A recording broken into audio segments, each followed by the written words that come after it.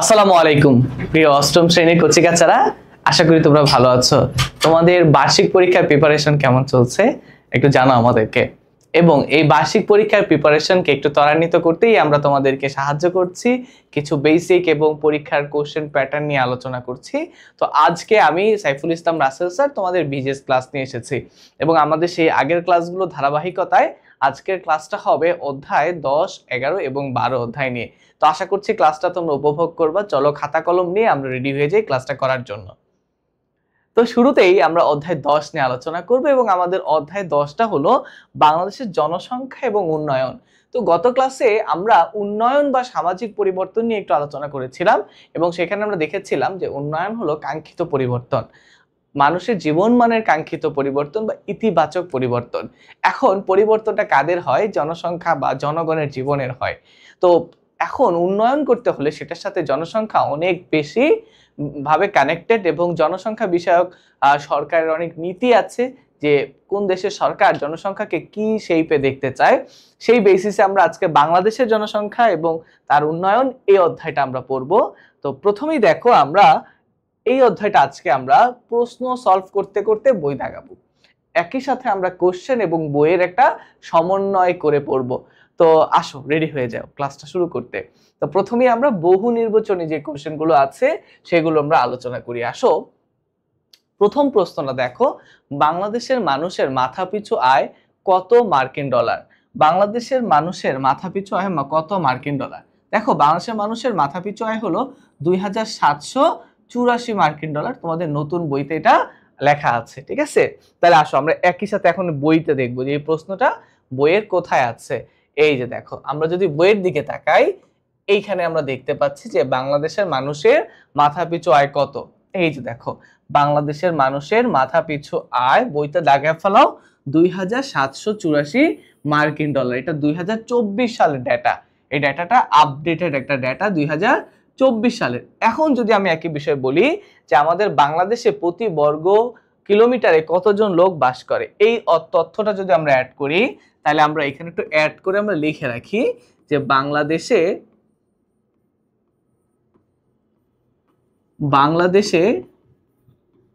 প্রতি বর্গ কিলোমিটারে কতজন লোক বাস করে? 1171 জন, 1171 জন লোক বাস করে, তাই না? এই তথ্যটাও আমরা লিখে নিলাম।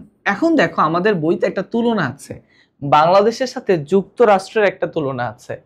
দেখো, বাংলাদেশের সাথে যুক্তরাষ্ট্রের তুলনাটা আমাদের বইতে দেওয়া আছে। কি দেওয়া আছে?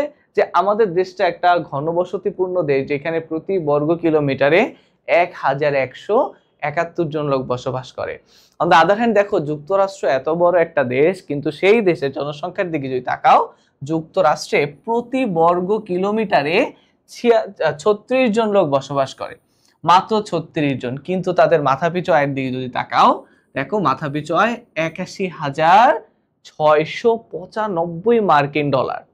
যুক্তরাষ্ট্রের মানুষের মাথাপিছু আয় 81,695 ডলার। চিন্তা করতে পারছো ওদের থেকে আমরা কত দূরে অবস্থান করতেছি? কত দূরে! যেখানে আমরা মাত্র 2784 মার্কিন ডলার, সেখানে ওরা 81,000, মানে আমাদের থেকে প্রায় কত গুণ, দেখছো?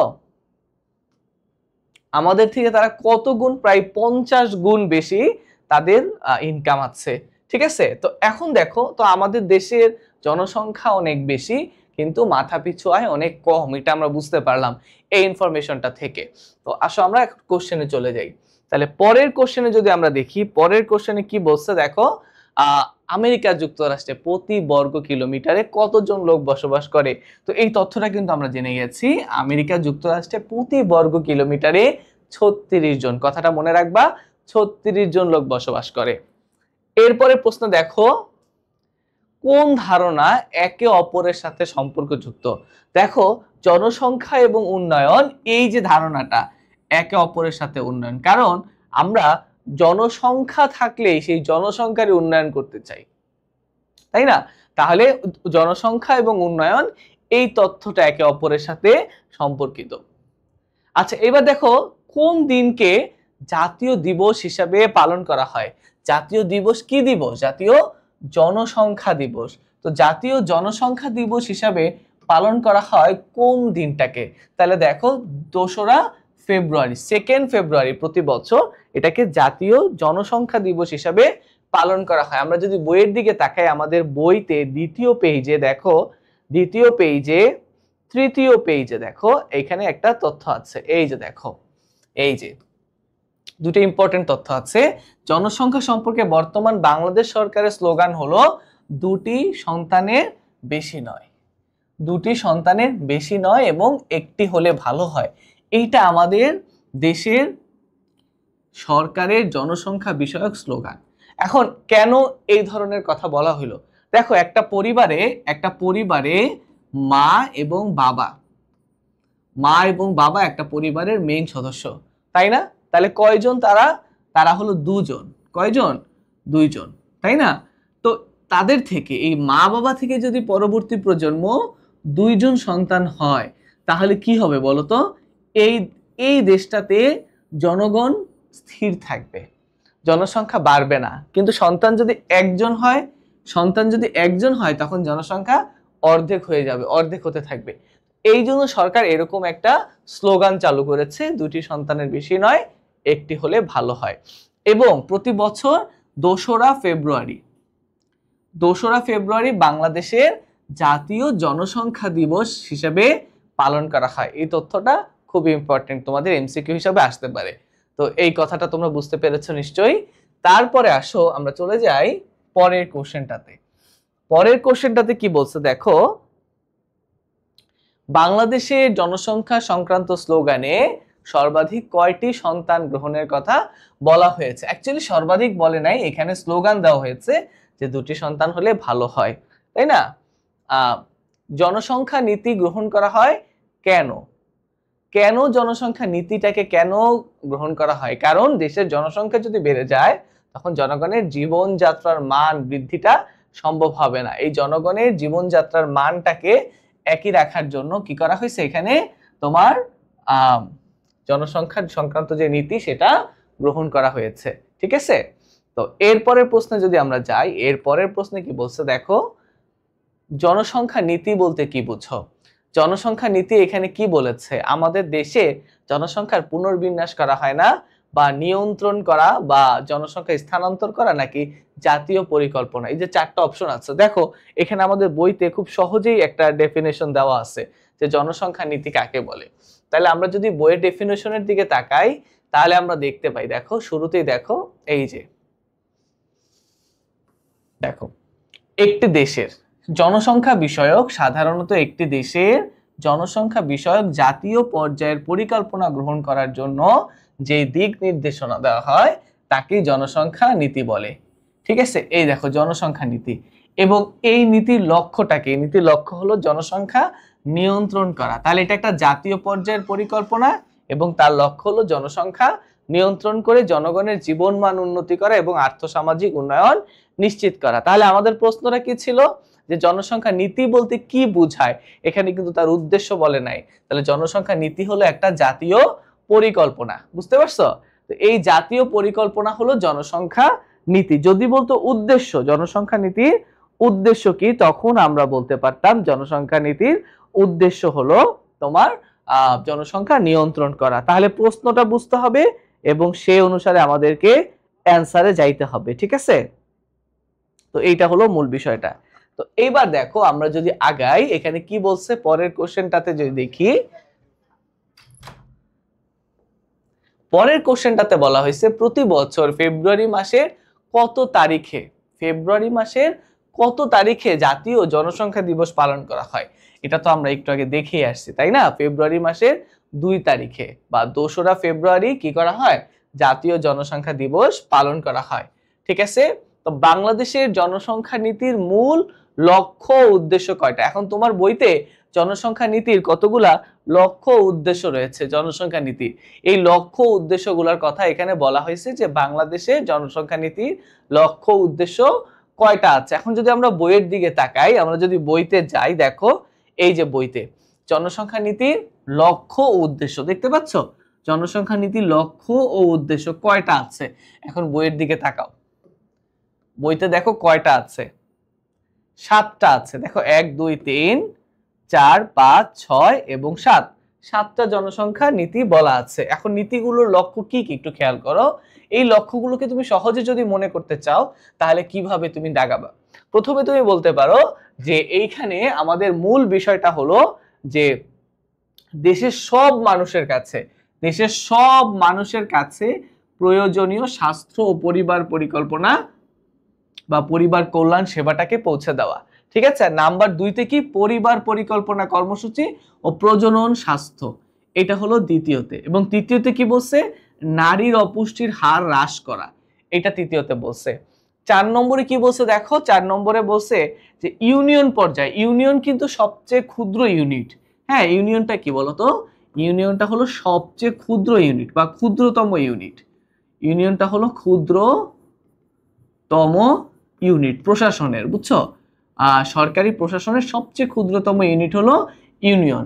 এই ইউনিয়নের পর্যায়ে নারী এবং শিশুদের স্বাস্থ্য সেবার ব্যবস্থা করা, এটা একটা বিষয়। ঠিক আছে, এবং এখানে একটা বিষয় দেখো, নিরাপদ সন্তান জন্মদান, এটা একটা গুরুত্বপূর্ণ বিষয়। এবং তারপরে বলছে প্রাথমিক স্বাস্থ্য সেবা সম্প্রদানের মাধ্যমে সকলের কাছে স্বাস্থ্য সেবা পৌঁছে দেওয়া, সর্বত্র ও সকলের কাছে স্বাস্থ্য সেবা পৌঁছে দেওয়া। এবং বিশেষ করে যারা দরিদ্র জনগোষ্ঠী আছে, এই দরিদ্র জনগোষ্ঠী এবং বিশেষ চাহিদা সম্পন্ন মানুষের জন্য স্বাস্থ্য সেবার ব্যবস্থা করা, এবং একই সাথে প্রবীণ জনগোষ্ঠীর নিরাপত্তা ও স্বাস্থ্য সেবা। তাহলে দেখো আমাদের জনসংখ্যা নীতির সাথে স্বাস্থ্য সেবা, প্রজনন স্বাস্থ্য সেবা খুবই গুরুত্বপূর্ণ। কারণ স্বাস্থ্য যদি ভালো না থাকে সেই মানুষটার উন্নয়ন দিয়ে কি লাভ, তাই না? কারণ স্বাস্থ্য ভালো থাকলে মানুষ জীবনে সকল সুখ মানুষ করতে পারে, এক্সপেরিয়েন্স করতে পারে, এই হলো বিষয়টা।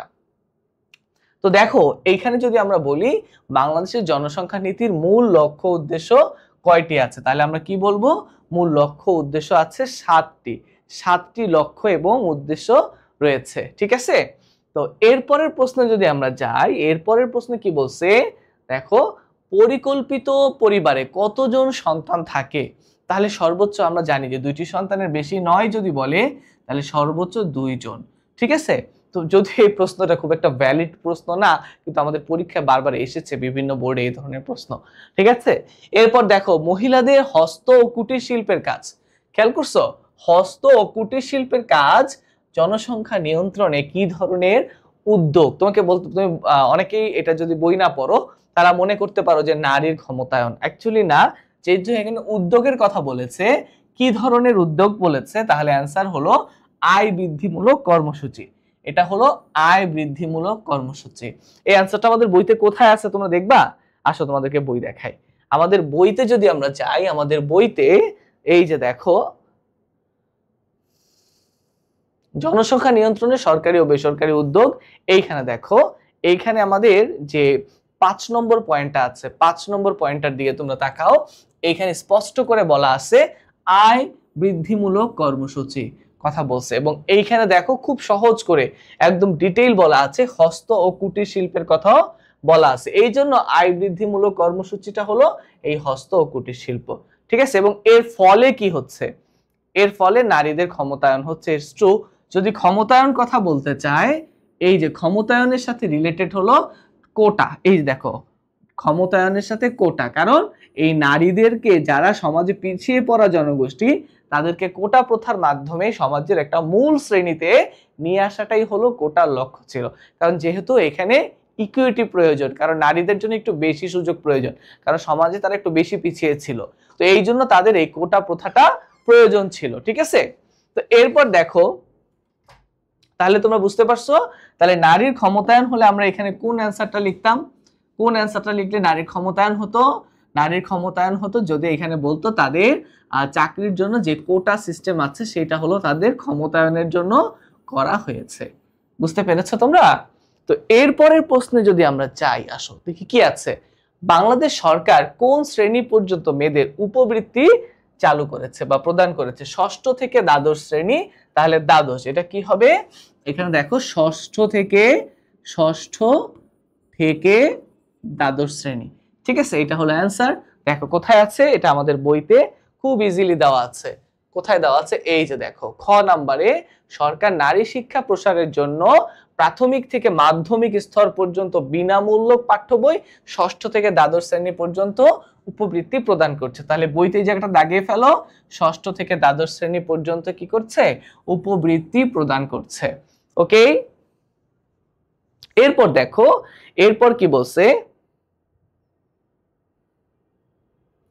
পরের কোশ্চেনটাতে যদি আমরা যাই, সেখানে বলছে যে কোনটি জনসংখ্যা নিয়ন্ত্রণে বেসরকারি উদ্যোগ? আমরা যদি দেখি নারী শিক্ষার প্রসার, এটা একটা সরকারি উদ্যোগ, কারণ এটা সরকার করতে পারে।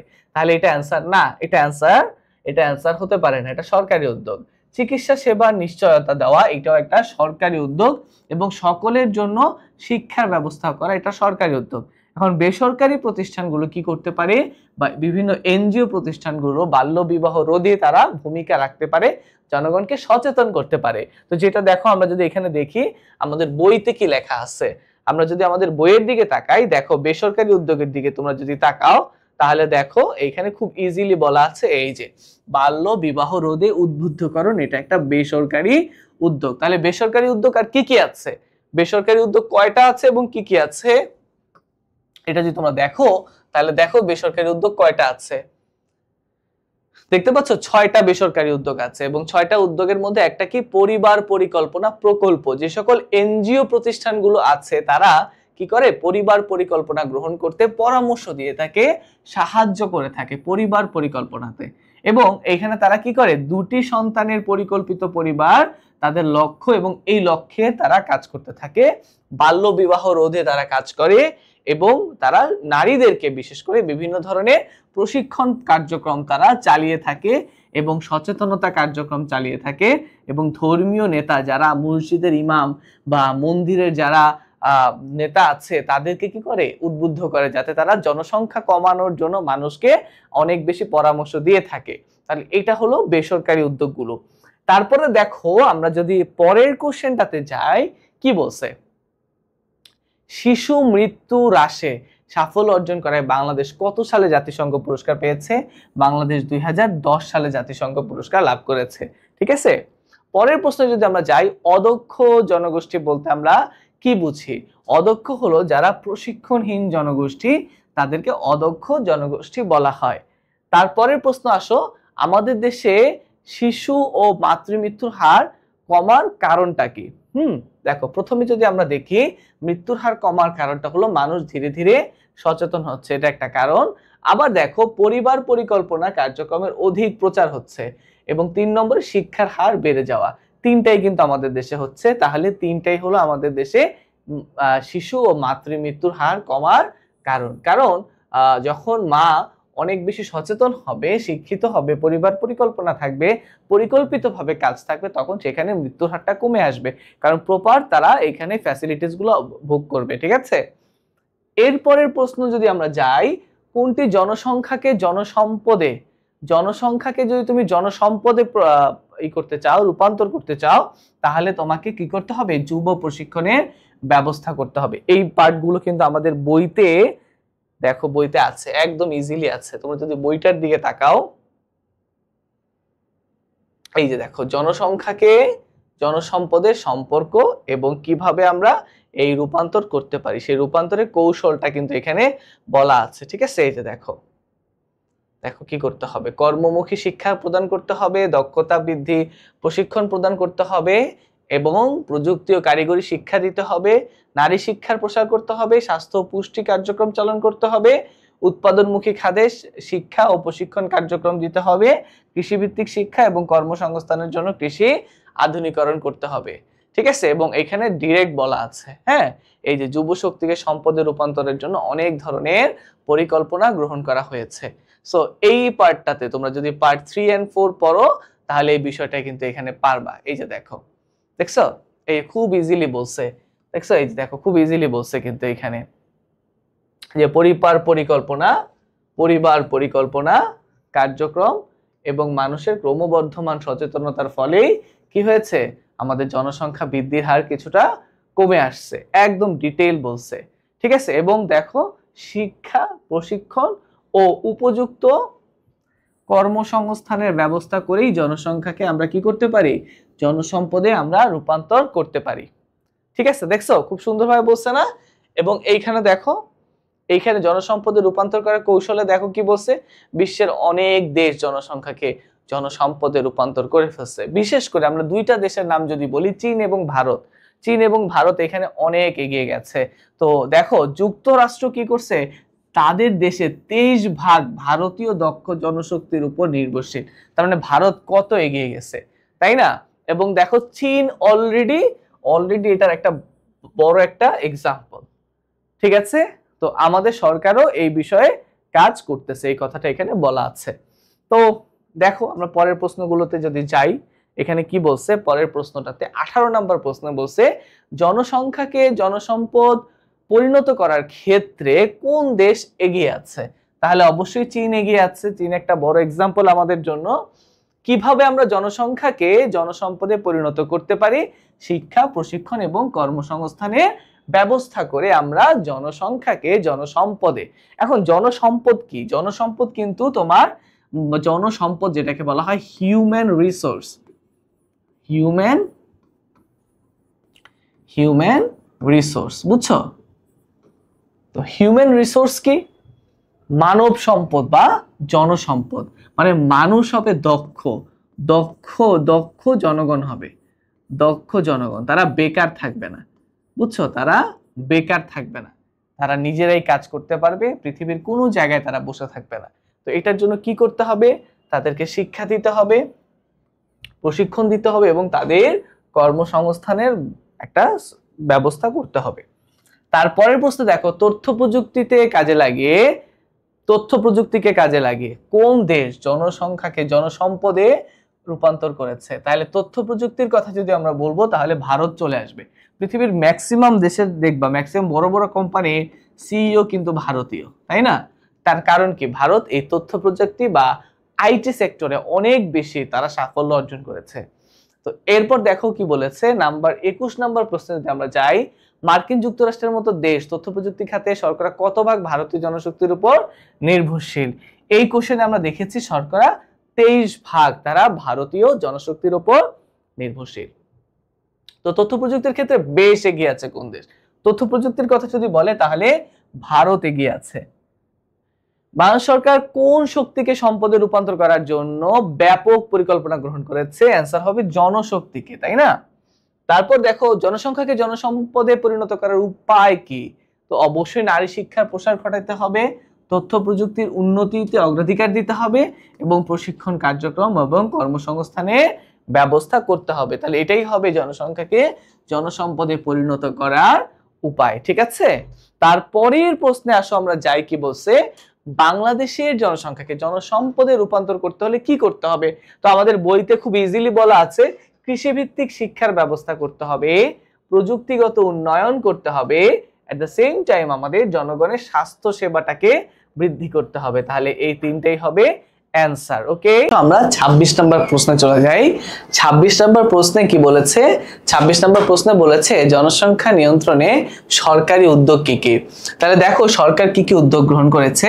নারী শিক্ষার প্রসার ঘটানোর জন্য সরকার উদ্যোগ গ্রহণ করেছে এবং বিয়ের রেজিস্ট্রেশন করার কেন করেছে উদ্যোগটা গ্রহণ? যাতে একাধিক বিয়ে এটা সরকার বন্ধ করতে পারে এবং একাধিক বিয়ে হওয়াটা জনসংখ্যা বৃদ্ধির একটা কারণ।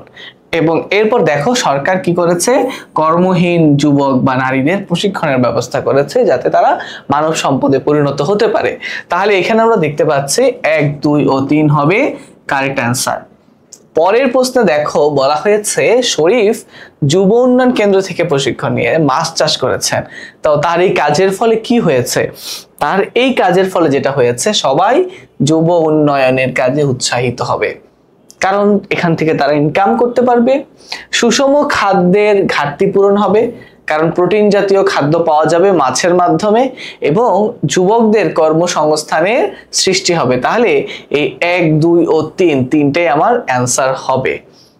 আশা করি তোমরা বুঝতে পেরেছো। পরের প্রশ্নতে আমরা চলে যাই। বলেছে জমিলা পরিকল্পিত পরিবার গঠনে আগ্রহী।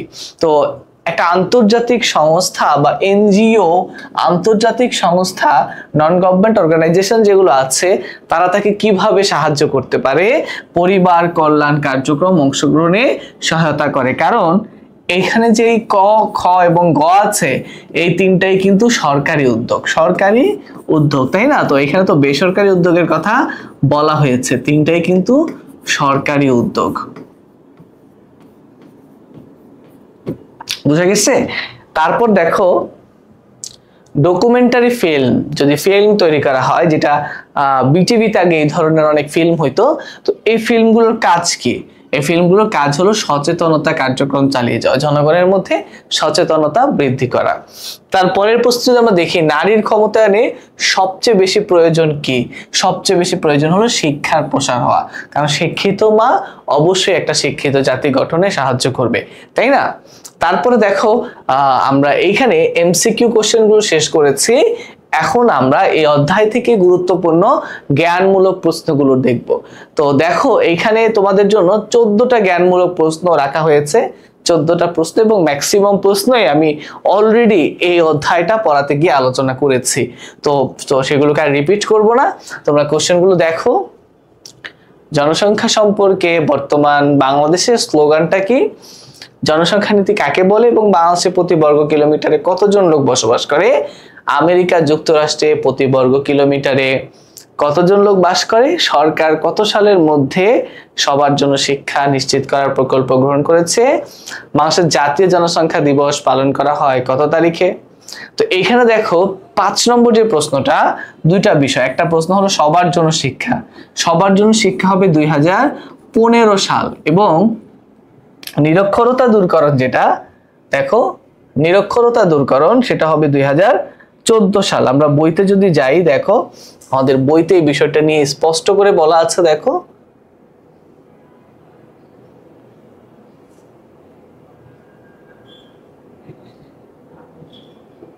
এই যে দেখো 2014 সালের মধ্যে নিরক্ষরতা দূর করতে চেয়েছে সরকার, 2014 সালের মধ্যে নিরক্ষরতা দূর করতে চেয়েছে, এবং 2015 সালের মধ্যে সবার জন্য শিক্ষা নিশ্চিত করতে চেয়েছে।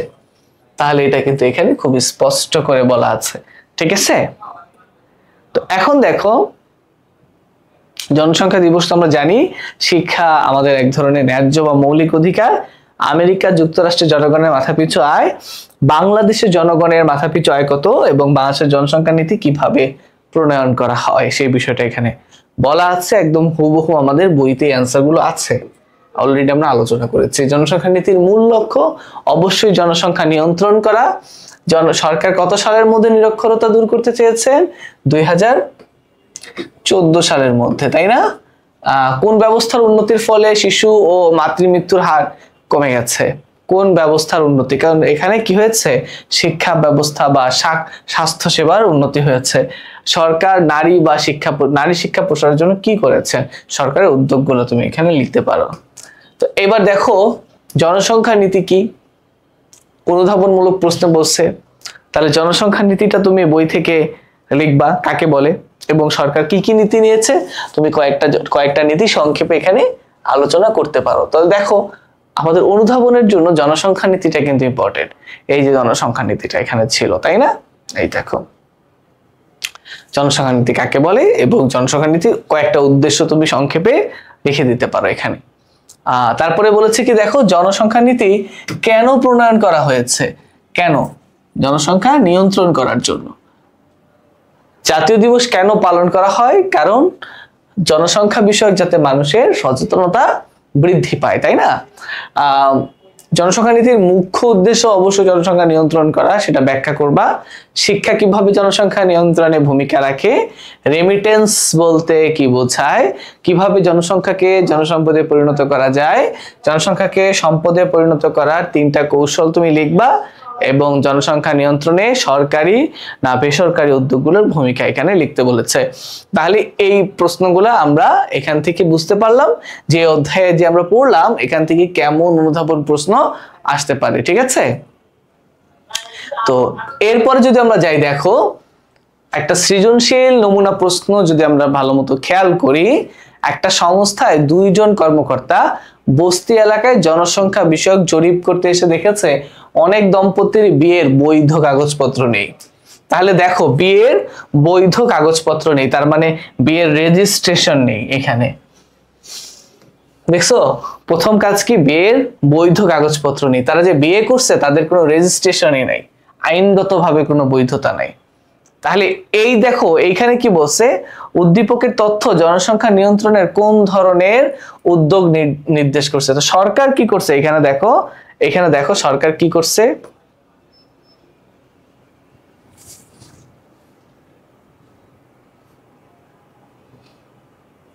এই যে দেখো কাজী অফিসে বিয়ে রেজিস্ট্রেশনের উপর জোর দিয়েছে।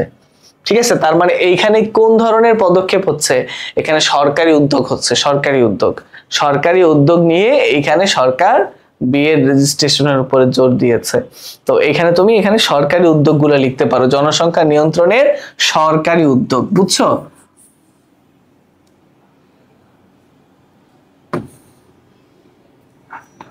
জনসংখ্যা নিয়ন্ত্রণের সরকারি উদ্যোগগুলো তুমি এখানে লিখবা, সরকারি উদ্যোগ বলবা এবং তারপরে সরকারি উদ্যোগগুলো ব্যাখ্যা করবা সবগুলা। খ নম্বরে বলেছে যে তুমি কি মনে করো জনসংখ্যাকে জনসম্পদে পরিণত করার জন্য তাদের দ্বিতীয় কার্যক্রম যথার্থ কিনা। দ্বিতীয় কার্যক্রম কি, দ্বিতীয় কার্যক্রমটা কি দেখি আমরা। তারা এই যে তাদেরকে কাজ শেখার জন্য এবং আয় বাড়ানোর জন্য একটা নির্দিষ্ট স্থানে যাওয়ার পরামর্শ দিয়েছে। তাহলে দেখো তাদেরকে প্রশিক্ষণ দিবে, তাই না? প্রশিক্ষণ দক্ষতা করাটা কি, মানে দেখো দক্ষতা করাটা যথেষ্ট কিনা এটা এখানে জানতে চেয়েছে। দেখো তো এইখানে দেখো এই যে এখানে কি হবে, কর্মমুখী শিক্ষা হবে, তাই না? কর্মমুখী শিক্ষা হবে। তো এই কথাটা এখানে বলছে যে এই যে দেখো তাদের যে কার্যক্রম, তারা যে সেইখানে যাওয়ার পরামর্শ দিয়েছে, সেইখানে কি হবে সেইখানে তাদেরকে বিভিন্ন ধরনের, দ্বিতীয় কার্যক্রমটা কি, দ্বিতীয় কার্যক্রমটা হলো তাদেরকে সেখানে প্রশিক্ষণ দেওয়া হবে, তাই না? তাদেরকে কি দেওয়া হবে, প্রশিক্ষণ দেওয়া হবে। এখন তোমার কাছে প্রশ্ন করছে যে এই প্রশিক্ষণটা যথার্থ কিনা। অবশ্যই যথার্থ, কারণ প্রশিক্ষণের মাধ্যমে জনসংখ্যাকে জনসম্পদে রূপান্তর করা যায়। তো এই বিষয়টা তুমি এখানে লিখবা, জনসম্পদ কাকে বলে, প্রথমে লিখবা জনসম্পদ কাকে বলে। ঠিক আছে, জনসম্পদ পরিণত করার জন্য প্রশিক্ষণের গুরুত্বটা লিখবে এবং সরকার কি কি কার্যক্রম করতেছে সেটাকে তুমি এখানে ব্যাখ্যা করতে পারবা, তাহলে এই সৃজনশীলটা তুমি লিখতে পারবা। ঠিক আছে, তো এরপরে দেখো কি বলছে, আমরা যদি আরেকটা সৃজনশীল দেখি, তাহমিদের বাবা। ঠিক আছে, তাহমিদের বাবা, তাহমিদ কোথায়? একটা অফিসে সে বেতনভুক্ত কর্মচারী এবং সেই অফিসটা কি করে, প্রযুক্তি এবং কারিগরি শিক্ষার উন্নয়ন, নারী শিক্ষার প্রসার এবং বিভিন্ন প্রশিক্ষণমূলক কর্মসূচি বিষয়ক কাজ করে থাকে। ঠিক আছে, তাহলে তার মা কি করতেছে, তাদের এলাকায় একটা সংস্থা থেকে সে পরিবার ছোট রাখা, মা ও শিশু স্বাস্থ্য, পুষ্টি বিষয়ক জ্ঞান, এই বিষয়গুলো সে অর্জন করেছে। এখন প্রশ্ন হলো, আমরা যদি গ নাম্বারের প্রশ্ন দেখি, তাহমিদের মা কোন প্রকল্পের আওতায় জ্ঞান লাভ করেছে। তো আমাদের বইতে আছে না যে পরিবার পরিকল্পনা প্রকল্প, কমিউনিটি ভিত্তিক পরিবার পরিকল্পনা প্রকল্প, এই প্রকল্পের আওতায়। তাহলে এখানে কি হবে, কমিউনিটি ভিত্তিক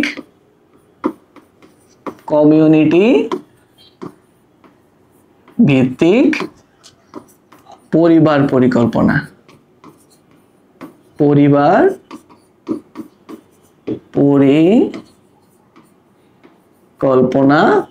প্রকল্প, এই প্রকল্পের আওতায় ওর মা কি করছে, জ্ঞান লাভ করেছে। ঠিক আছে, তো এটা আমাদের বইতে কিন্তু হুবহু আছে।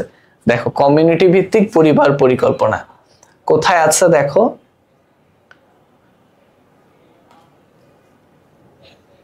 এই যে পেয়েছো, কমিউনিটি ভিত্তিক পরিবার পরিকল্পনা।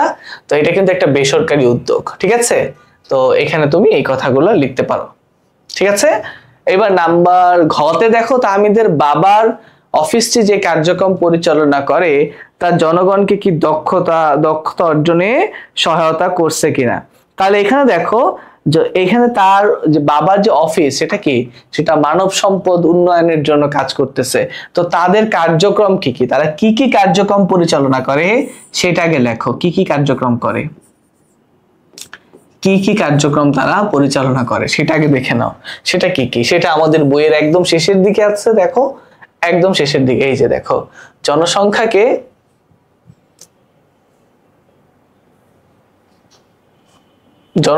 জনসম্পদ রূপান্তর করার জন্য কি করা হচ্ছে, এই যে দেখো, এই যে কার্যক্রম করা। হ্যাঁ, কর্মমুখী শিক্ষার প্রসার, দক্ষতা বৃদ্ধি, কর্মমুখী শিক্ষার প্রসার, দক্ষতা বৃদ্ধি, প্রযুক্তি শিক্ষার প্রসার, নারী শিক্ষা, স্বাস্থ্য পুষ্টি, উৎপাদন খাতে প্রশিক্ষণ, কৃষিভিত্তিক শিক্ষা, কর্মসংস্থানের জন্য কৃষির আধুনিকায়ন। তোমরা কিন্তু এই মূল বিষয়গুলো শুধু পড়বা, তাহলে মনে থাকবে। এখানে হিন্টটা কি, হিন্টসটা হলো কর্মমুখী শিক্ষা। এখানে হিন্টসটা কি, দক্ষতা ও প্রশিক্ষণ। এখানে হিন্টসটা কি, প্রযুক্তি ও কারিগরি শিক্ষা। এখানে নারী শিক্ষা। এখানে দেখো স্বাস্থ্য ও পুষ্টি। এখানে উৎপাদনমুখী খাতে শিক্ষা ও প্রশিক্ষণ। ঠিক আছে, কৃষিভিত্তিক শিক্ষা এবং কৃষির আধুনিকায়ন। এইভাবে তোমরা এই তথ্যগুলোকে মনে রাখতে পারো। ঠিক আছে, তাহলে এইভাবে কিন্তু আমি যখন ক্লাস 8-এ ছিলাম বা ক্লাস 9-এ ছিলাম, আমাদের যখন বিজিএস ছিল, তখন কিন্তু আমরা ঠিক এইভাবে, আমি এই টেকনিকটা ফলো করতাম। জাস্ট একটা বড় যে পয়েন্ট থাকতো, সেই পয়েন্টের ছোট্ট একটা অংশকে আমি এটাকে মেইন হেড ওয়ার্ড হিসেবে মনে রাখতাম। তখন আমি পয়েন্টটা এমনি লিখতে পারতাম, হয়তো বইয়ের মতো একেবারে হুবহু না হলেও খুব কাছাকাছি হতো, এবং আমার যতটুকু ধারণা এখানে ভালো নাম্বার পাওয়া যায়। ঠিক আছে, কারণ আমি পেয়েছিলাম। সো তাহলে আমরা এখানে দ্বিতীয় প্রশ্নটা কিন্তু আলোচনা করলাম। এবার আসো 3 নম্বর প্রশ্ন। সুফিয়া ও জামিলা দুই বোন।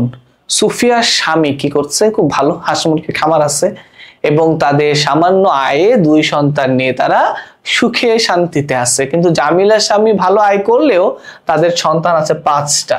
মাশাআল্লাহ, 5টা সন্তান আল্লাহ দিয়েছে, খুব শান্তিতে আছে, কিন্তু অভাব আছে তাদের জীবনে। এখন বলছে যে তাদের পরিবারের সমস্যার কারণটা কি, অতিরিক্ত জনগণ, তাই না? জনসংখ্যার আধিক্য, অতিরিক্ত জনসংখ্যা। মূল সমস্যাটা কি, অতিরিক্ত জনসংখ্যা। ঠিক আছে,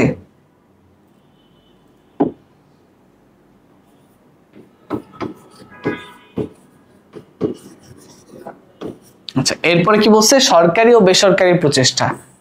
এখানে বলছে সরকারি এবং বেসরকারি প্রচেষ্টা, তাহলে দুইটা উদ্যোগকেই তুমি এখানে ব্যাখ্যা করবা। ঠিক আছে, তাহলে এখানে আমরা আজকে এখন পর্যন্ত অধ্যায় 10 মানে বাংলাদেশের জনসংখ্যার বিষয়টা আমরা ভালো করে পড়লাম, এবং আশা করা যায় জনসংখ্যা এবং উন্নয়ন এই অধ্যায়টা তোমরা এখান থেকে যথেষ্ট হেল্প পেয়েছো, তোমরা ভালো করবে পরীক্ষায়। তো অধ্যায় 10 পড়ার পরে এবার আসো আমরা অধ্যায় 11 নিয়ে আলোচনা করব।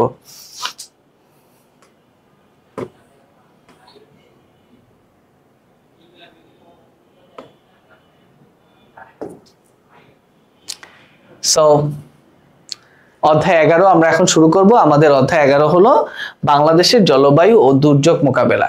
তাহলে দেখো, এই যে অধ্যায়টা আমরা দেখতে পাচ্ছি, এই অধ্যায়ে আমরা কি দেখতে পাচ্ছি, বহু নির্বাচনী প্রশ্ন। একইভাবে আমরা দুইটা অধ্যায় আলোচনা করব। যে অধ্যায়টা আমরা আগের অধ্যায়টা যেভাবে পড়ে আসছি, এই অধ্যায়টা ঠিক আমরা একইভাবে পড়ব।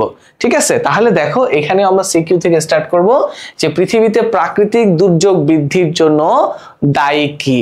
হ্যাঁ, তো আমাদের বইতে যদি আমরা দেখে আসি, আমাদের বইতে যদি আমরা যাই,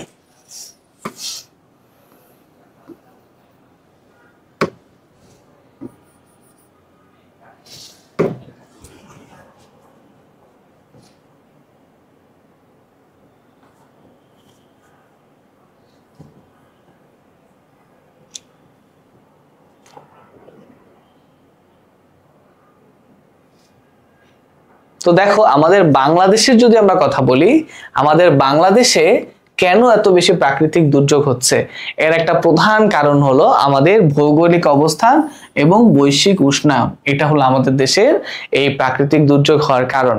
এখন আমরা যদি এখানে আগাই, এই অধ্যায়ের মূল বিষয়গুলোতে যাই, সেখানে আমরা দেখতে পাবো বৈশ্বিক উষ্ণায়ন কাকে বলে।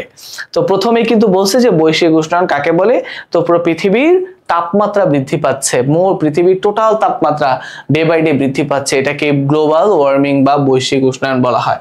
এখন বৈশ্বিক উষ্ণায়ন কেন হচ্ছে, কারণ আমরা কি করতেছি, আমরা এখানে পৃথিবীকে ধ্বংস করতেছি, তাই না? এই যে দেখো জনসংখ্যার বিস্ফোরণ, বৃক্ষ নিধন, এই যে দেখো এখানে স্পষ্ট করে বলা আছে জনসংখ্যার বিস্ফোরণ, বৃক্ষ নিধন, ইঞ্জিন চালিত যানবাহনের বড় বড় শিল্প কারখানা সহ পরিবেশের ভারসাম্য নষ্ট হচ্ছে। তো এর ফলে কি হচ্ছে, গ্রিন হাউস প্রতিক্রিয়া তৈরি হচ্ছে। তো তোমরা কি গ্রিন হাউস ইফেক্ট এই নামটা শুনেছো কিনা? এখানে কি নিয়ে আলোচনা করেছে, গ্রিন হাউস ইফেক্ট, হ্যাঁ, গ্রিন হাউস প্রভাব। এখন গ্রিন হাউস কাকে বলে? গ্রিন হাউস কিন্তু একটা কাচের ঘর, এক ধরনের কাচের ঘর, ঠিক আছে, যেখানে তোমার শীত প্রধান দেশে শাকসবজি চাষ করা হয়। তো এই যে কাচের ঘরটা আছে না, এই কাচের ঘরটার ভিতরে শাকসবজি থাকে, বুঝতে পারছো, শাকসবজি থাকে। তো এখান দিয়ে কি হয়, সূর্যের আলো খুব সহজে প্রবেশ করতে পারে, সূর্যের আলো, ঠিক আছে। কিন্তু এইটার ভিতরে যে তাপমাত্রাটা আছে, তাপমাত্রাটা যেহেতু কাঁচ কি করে, তাপ পরিবাহী না, মানে তাপটাকে বের হতে দেয় না, এখানে আটকে রাখে, তো ট্র্যাপ হয়, এটার মধ্যে হিটটা ট্র্যাপ হয়, বের হতে পারে না। তো এই যে একটা মানে এখানে একটা ইফেক্ট আছে, প্রতিক্রিয়া আছে। তো ঠিক আমাদের পৃথিবীতেও ঠিক তাই হয়েছে। আমাদের পৃথিবীতে সূর্য থেকে আসা যে রেডিয়েশন, যে তাপগুলো পৃথিবীতে আসে, সেটা কি করে, হিটটা ট্র্যাপ হয়ে যায় কার্বন ডাইঅক্সাইডের মাধ্যমে। তো এই কার্বন ডাইঅক্সাইডের মাত্রা যদি অনেক বেড়ে যায়, তাহলে হিটটা কি হয় না, হিটটা তোমার মানে পৃথিবীর বাইরে বেরিয়ে যায় না। এই প্রতিক্রিয়াটাকেই বলা হয় গ্রিন হাউস ইফেক্ট, ঠিক আছে। তো এই কথাটা এখানে বলছে, দেখো গ্রিন হাউস ইফেক্ট কাকে বলে, এই বিষয়টা নিয়ে শুরুতেই আমার এখানে আলোচনা করা আছে যে গ্রিন হাউস ইফেক্ট নিয়ে। এখন দেখো আমরা আমাদের এই যে বিভিন্ন কর্মকাণ্ডের কারণে, যানবাহন বা কলকারখানার মাধ্যমে আমরা বায়ুমণ্ডলে এই গ্রিন হাউস গ্যাসগুলো, কার্বন ডাইঅক্সাইড, ক্লোরোফ্লোরোকার্বন, সিএফসি বা কার্বন মনোঅক্সাইড, এগুলোর পরিমাণ অনেক বৃদ্ধি পাচ্ছে, পৃথিবীর তাপমাত্রা বাড়তেছে। তো এই যে পৃথিবীর তাপমাত্রা বাড়তেছে, এইটা কি বলা হয়, বৈশ্বিক উষ্ণায়ন। এই বৈশ্বিক উষ্ণায়নের ফলে কি হচ্ছে, বৈশ্বিক উষ্ণায়নের ফলেই আমাদের পৃথিবী উত্তপ্ত হচ্ছে এবং সমুদ্রের পানির উচ্চতা বৃদ্ধি পাচ্ছে। তো এইখানে দেখো বৈশ্বিক উষ্ণায়নের কারণগুলো বলা আছে, বৈশ্বিক উষ্ণায়নের মূল কারণটা বলা আছে, যে মূল কারণ হলো গ্রিন হাউস গ্যাস, ঠিক আছে। এই গ্রিন হাউস গ্যাসের পরিমাণ যদি বেড়ে যায়, এই গ্রিন হাউস গ্যাস কোনগুলা, গ্রিন হাউস গ্যাস হলো কার্বন ডাইঅক্সাইড, দেখো মিথেন, নাইট্রাস অক্সাইড এবং আরো আছে সিএফসি, ক্লোরোফ্লোরোকার্বন, এইগুলো। তো এই যে আরো বলেছে, এই যে দেখো এই গ্যাসগুলো ছাড়াও এই যে সিএফসি ক্লোরোফ্লোরোকার্বন,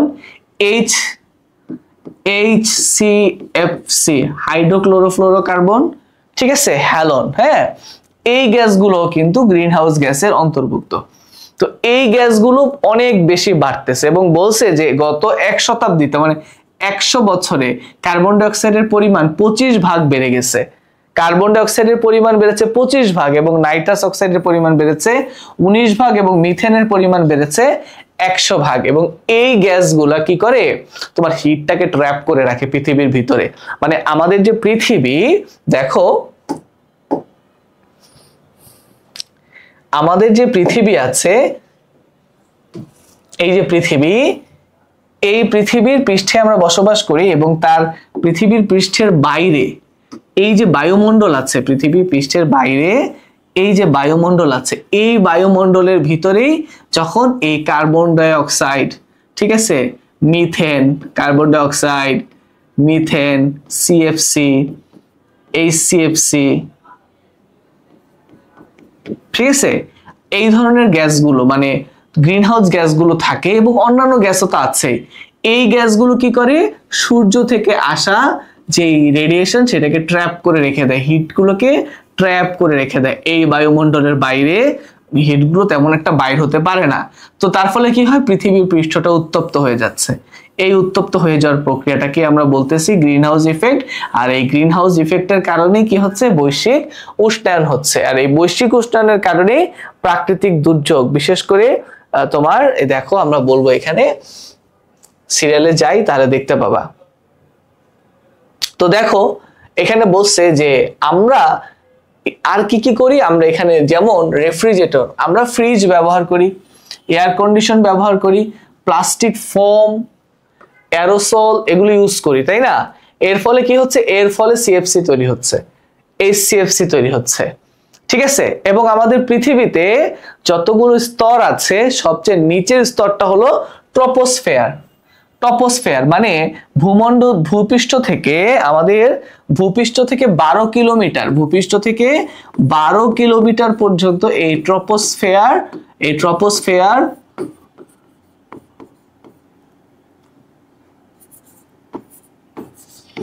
এই ট্রপোস্ফিয়ার অবস্থিত। তারপরেটা হলো স্ট্র্যাটোস্ফিয়ার, এবং টপোস্ফিয়ার এবং স্ট্র্যাটোস্ফিয়ারের মাঝখানে আছে ট্রপোপজ। বুঝতে পারছো? তাহলে দেখো এই যে টপোস্ফিয়ার, এই টপোস্ফিয়ারের যার উচ্চতা কত, 12 কিলোমিটার, এবং এরপরে হলো স্ট্র্যাটোস্ফিয়ার, এই দেখো স্ট্র্যাটোস্ফিয়ার বলেছে, এবং তারপরে হলো ওজোন স্তর, এই মেসোস্ফিয়ার বা ওজোন স্তর। এই ওজোন স্তর হলো 20 কিলোমিটার পর্যন্ত বিস্তৃত, 20 কিলোমিটার পর্যন্ত বিস্তৃত, ঠিক আছে?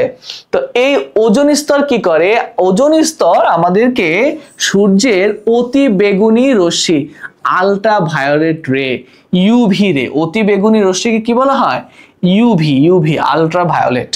এই আলট্রাভায়োলেট রেটা আমাদের বডির জন্য অনেক বেশি ক্ষতিকর, এবং ওজোন স্তর আমাদেরকে এই আলট্রাভায়োলেট রে থেকে রক্ষা করে, এটা শোষণ করে রাখে। এখন এই তুমি যদি অনেক বেশি সিএফসি প্রকৃতিতে প্রবেশ করা মানে বাড়াও, তখন কি হয়, এটা ক্ষতিগ্রস্ত হয়, ক্ষয় হয়ে যায় এই যে ওজোন স্তরটা, যার ফলে কি হচ্ছে, পৃথিবীতে মানুষের জীবদেহটা মানে জীব প্রাণী যারা আছে তারা অনেক বেশি হুমকির মুখে পড়ে যাচ্ছে, ঠিক আছে?